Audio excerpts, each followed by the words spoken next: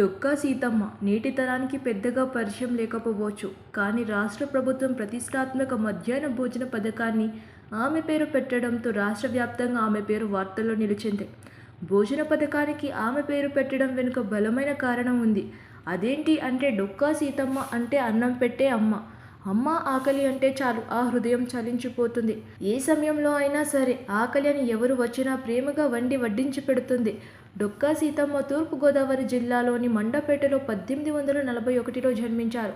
ఈమె తండ్రి భవానీ శంకర్, తల్లి నరసమ్మ గారు. సీతమ్మ గారి తండ్రిని గ్రామస్తులు బువ్వన్న గారనే పేరుతో పిలుస్తుండేవారు. దానికి కారణం ఆయన అడిగిన వారందరికీ బువ్వ పెట్టడమే.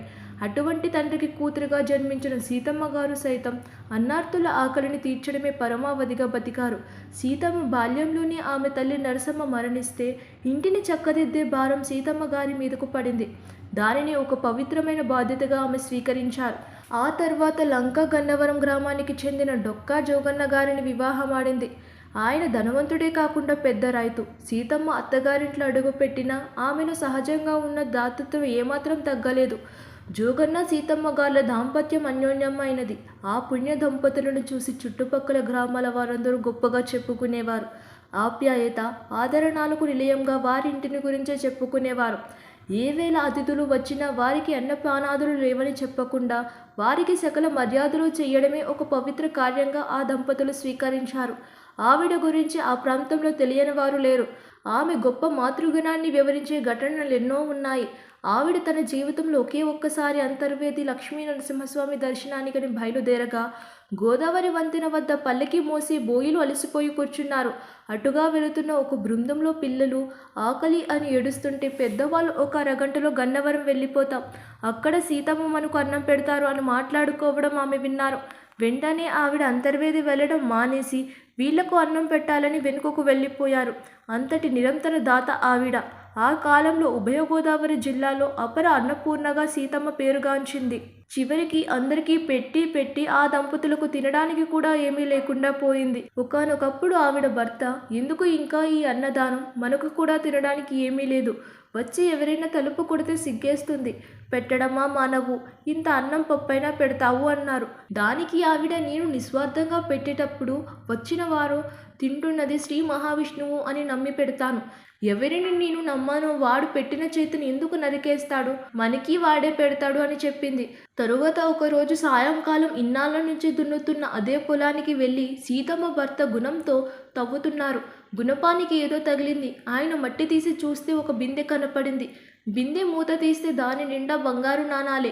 ఆ బంగారు కాసుల రాసులతో మళ్ళీ రోజు కొన్ని వందల మందికి అన్నదానం చేశారు. బ్రిటిష్ చక్రవర్తి తూర్పుగోదావరి జిల్లా కలెక్టర్కి డొక్కా సీతమ్మ ఫోటో తీసి పంపించమని ఉత్తరం రాశాడు. ఎందుకు అంటే నాకు పట్టాభిషేకం జరిగే సమయంలో ఆవిడకు నమస్కారం పెట్టాలి. కానీ ఆవిడ సముద్రం దాటి రారు కాబట్టి ఆ సమయంలో ఒక సోఫా వేసి ఆవిడ ఫోటో అందులో పెట్టి ఆవిడకు నమస్కారం పెట్టి అప్పుడు పట్టాభిషేకం చేసుకుంటా అని వ్రాశాడు. తూర్పుగోదావరి జిల్లా కలెక్టర్ ఫోటోగ్రాఫర్ని ఆవిడ దగ్గరకు తీసుకుని వెళ్తే, నేను ఈ సన్మానాల కోసం, ఫోటోల కోసం, నమస్కారాల కోసం అన్నదానం చేయలేదు, విష్ణుమూర్తికి అన్నం పెడుతున్నానని పెట్టాను. దీనికి ఫోటోలు, పట్టాభిషేకాలు ఎందుకు, వద్దు అన్నారు. అమ్మా, ఇది బ్రిటిష్ ప్రభువుల ఉత్తరం, మీరు తీయించుకోకపోతే నా ఉద్యోగం తీసేస్తారు అని ఆ కలెక్టరు చెబితే, నీ ఉద్యోగం పోతుంది అంటే తీయించుకుంటా, నువ్వు అన్నం తినాలి అని తీయించుకున్నారు. బ్రిటిష్ చక్రవర్తి నిజంగానే ఒక సోఫాలో ఆవిడ ఫోటో పెట్టి నమస్కరించి పట్టాభిషేకం చేసుకున్నాడు.